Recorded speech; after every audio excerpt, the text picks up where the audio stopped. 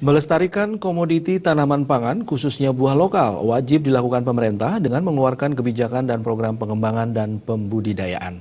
Salah satu komoditi buah lokal yang bisa dikembangkan adalah poh bikul.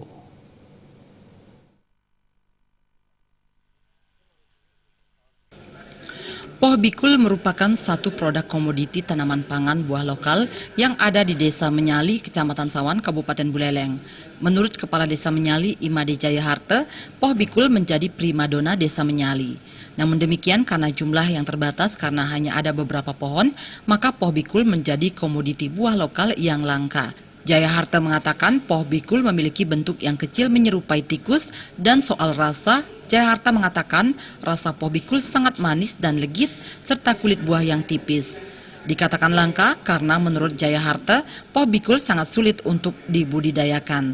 Selama ini poh bikul tumbuh alami di beberapa kebun milik warga Desa Menyali. Untuk poh bikul itu memang di Menyali itu merupakan mangga yang sangat didam-damkan di Menyali, karena di satu sisi di samping langka juga rasanya, Pak.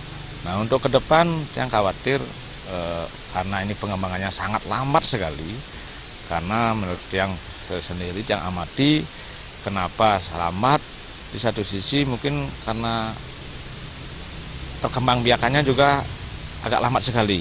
Kemudian mengenai bahas istilahnya perkembangbiakan dengan sistem lain juga tidak pernah berhasil. Nah, beberapa di sini juga ada dari 4 sekarang menjadi hampir antara 10 sampai 15. Itu suatu kebetulan aja tumbuh di lokasi masing-masing, Pak.